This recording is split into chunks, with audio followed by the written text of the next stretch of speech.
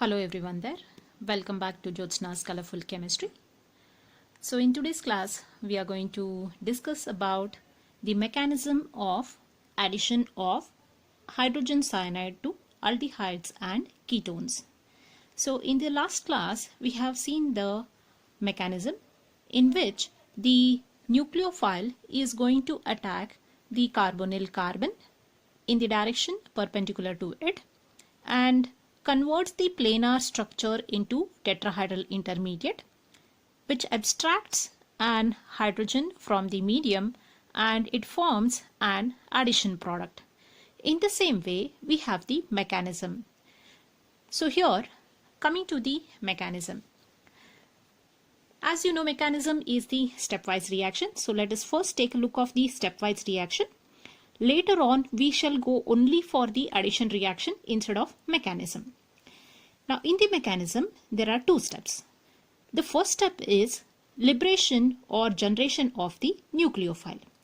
Now, in presence of the base, hydrogen cyanide generates a strong nucleophile, that is Cn-, that is the cyanide ion. Now, HCN, hydrogen cyanide, in presence of the base, it gives Cn-. So this is the nucleophile. So generation of the nucleophile is the first step. Once the cyanide is obtained, being a strong nucleophile, it is going to attack the carbonyl carbon of the aldehyde or ketone to form a tetrahedral intermediate, which on protonation forms cyanohydrin. So you can see that this is a general representation, that is the carbonyl group, either attached to an alkyl or aryl and an hydrogen, or both being alkyl or aryl group, that is either an aldehyde or a ketone, generally we have taken. So to this one, the cyanide ion, which is liberated in the previous step, is going to attack the carbon of this carbonyl. As you know that oxygen, being more electronegative, tries to draw the electron close to it. Hence, carbon will acquire positive charge. Therefore, this nucleophile, that is negatively charged species, is going to attack the carbon. So what is going to happen is, this bond is going to break. So one is connected to the oxygen and it will get O-, and this Cn is going to attach to this carbon, forms Cn. This is a tetrahedral intermediate which is obtained. But this is not stable because there is a charge over it. So this species is going to take the H+ ion from the reaction medium.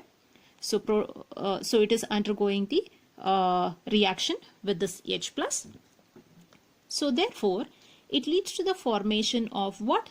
This is the either aldehyde or ketone. It forms cyanohydrin. This is Cn and this is OH. So this is named as either aldehyde cyanohydrin or ketone cyanohydrin. So this compound is given the common name, that is the cyanohydrin. So in this way, this reaction is going to take place. As you know, it is a mechanism. So we show the two step in this one. Since we have taken the general example, I have taken one specific example over here with respect to the aldehyde and with respect to the ketone. You can take any aldehyde and any ketone. I have taken acetaldehyde. So acetaldehyde is what? To the C double bond O to the carbonyl group, there is one CH3 attached and another is hydrogen. So if CHO is present, then necessarily it is aldehyde. If both are nothing but alkyl or aryl group, it is only CO, then it will be an ketone. So here we have taken an aldehyde. So it should have a CHO group. To that one R is attached. So R can be either here hydrogen or it can be any alkyl or any aryl group. We have taken example of acetaldehyde. So this is reacting with what? With hydrogen cyanide. So during the mechanism, what is going to happen? Cyanide minus is liberated. Then cyanide is going to attack the carbon, and later on the H+ which is there in the reaction medium adds on, and it leads to the formation of the cyanohydrin. So here what we show is, directly we are showing, instead of showing the stepwise mechanism, we have directly shown the addition. So here you have the Cn minus and you have the H plus. So H plus combines with O, it forms OH, and Cn combines with the C and it forms Cn. Here it attaches. So this is acetaldehyde cyanohydrin. In the same way, let us take another example. So our next example is a ketone. You can take any ketone. I have taken acetophenone. Acetophenone means what? One CH3 group is attached and one phenyl group C6H5 is attached. So to this one, to the carbonyl group, one alkyl group, one aryl group is attached. So here we call this one as acetophenone. To the acetophenone, we are going to add hydrogen cyanide. So in this case, what happened again? Cn attaches to the carbon, hydrogen attaches to this O, and therefore cyanohydrin is obtained. Which cyanohydrin is obtained? Acetophenone cyanohydrin is obtained. In the previous case, acetaldehyde cyanohydrin. In this case, acetophenone cyanohydrin.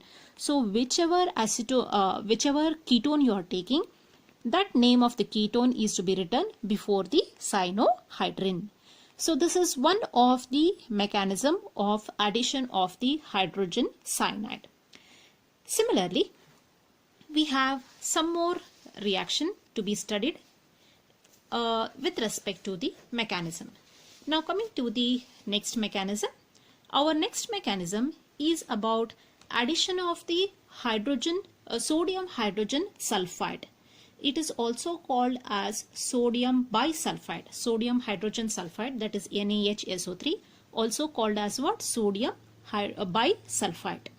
So aldehydes and ketones, on shaking with sodium bisulfide, that is NaHSO3, it is going to form a bisulfide addition product which is crystalline in nature. So let us take a reaction. So this is a carbonyl group. So general for aldehyde or ketone. We are going to add sodium bisulfide or sodium hydrogen sulfide, that is NaHSO3. So when we are adding here, what is going to happen is, so there is a double bond which is going to break. So along with O, Na is going to combine, and with the remaining whatever is left out, in that one SO3H is going to combine. Further, what is going to happen here? You can see this is an intermediate. So ONA is formed and SO3H is formed. Now here what is happening? Proton transfer is going to take place. Now in this case, proton transfer means what? This Na will go over here. This H will come over here. So proton is getting transferred from here to here. So therefore what will happen? You can see that it is leading to the formation of SO3Na and this O and H, that is bisulfide addition product is obtained, which is crystalline in nature. So this is about the addition of the sodium hydrogen sulfide. What we shall do is, we shall take one example again here and let us take a look. So now let me take formaldehyde. In the last example I had taken acetaldehyde. Now I have taken formaldehyde. Now in this formaldehyde, what we have done, to the carbonyl group H is attached, so this is aldehyde. Here instead of R I have taken H, so it is formaldehyde. HCHO is formaldehyde. To this formaldehyde we are going to combine with what? Sodium bisulfide, and we are going to shake it. So now what is going to happen? This bond is going to break and O combines with this Na, ONA is forming, and SO3H is going to combine with this one, forming an intermediate. Later on, proton transfer takes place. Na will go above, H is going to shift over here, and it forms what? Bisulfide addition product. Since we have taken formaldehyde here, we have to name it as what? Formaldehyde bisulfide. So this is formaldehyde bisulfide compound is obtained. Exactly in the same way, so we can take another ketone. So ketone, I have taken example of acetone. So usually I am taking acetone as the standard. You can take any other example of ketone. Acetone combines with sodium bisulfide. here also what happens? Bond is going to break. Na combines with O, forms ONA, and SO3H combines with the carbon. So tetrahedral intermediate is obtained. Proton transfer is going to take place, and therefore it forms what? It is going to form this acetone.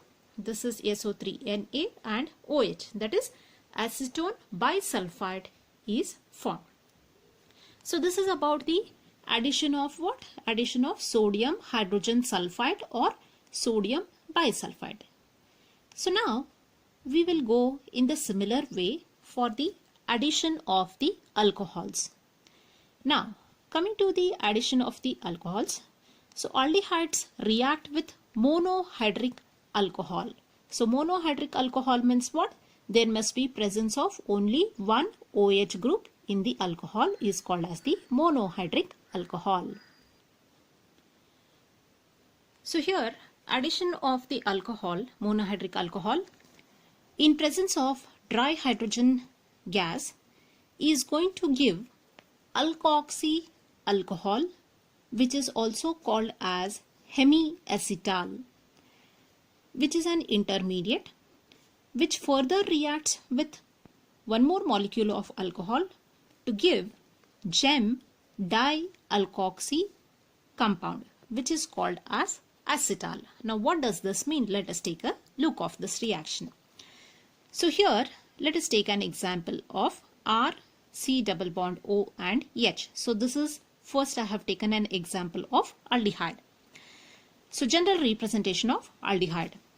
So when we are treating aldehyde with the alcohol in presence of hydrogen chloride gas, what is going to happen is the double bond is going to break over here, and with this O, this R dash is combining, and to this carbon the OH is going to get attached. So this OR we call it as the alkoxy group. So this is forming hemiacetal. So it is alkoxy alcohol we call it, or it is hemiacetal. This is highly reactive. So it reacts with one more molecule of the alcohol, that is R dash OH, in presence of dry HCl gas. So further what is going to happen? Whatever this H is there, that is being eliminated. So H combines with this OH, H2O is eliminated. Along with that one, what happens? This R dash combines over here. So you can see that the product which is obtained is here R, C and H is there, here OR dash and OR dash. So this we call it as the acetal. Now in this acetal, we also call it as what? Gem dialkoxy. Gem dialkoxy means what? Alkoxy group is OR group or OR dash group. This is alkoxy. Gem because to the same carbon, if this group is same group is attached twice, then we call it as the gem. So this is gem dialkoxy group. Let us take one particular example and let us take a look how it is reacting. So I have taken an example of aldehyde, that is acetaldehyde. Now this acetaldehyde reacts with ethyl alcohol. Let us take the alcohol, that is ethyl alcohol, in dry hydrogen. Now what is going to happen? This bond is going to break. So when this bond breaks, C2H5OH is going to combine over here, and this OH is going to combine here.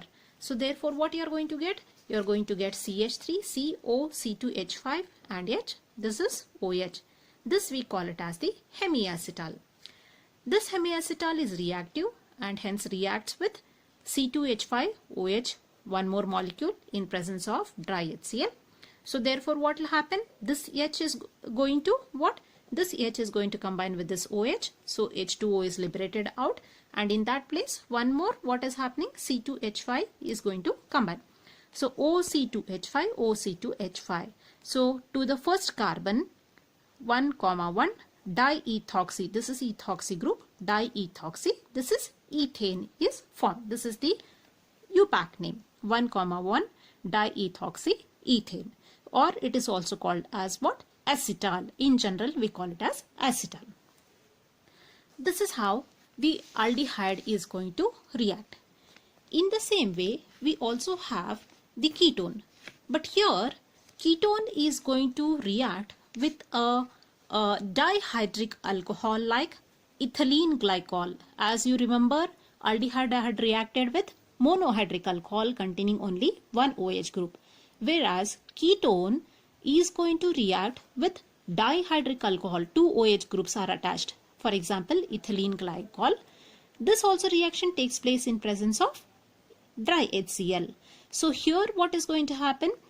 Out of this dihydric alcohol, one molecule of H2O is eliminated, and this is going to combine with this carbon. So this on removal, what is going to be left out? R is attached to carbon, then you have O, CH2, CH2O. So this is ethylene glycol. This we call it as ketal. In aldehyde we called it as acetal. In ketone we call it as ketal. So in this way it leads to the formation of ethylene glycol ketol. So this is about some of the addition of the components to aldehyde and ketone. In the next class we shall look for the condensation reactions with the derivatives of ammonia.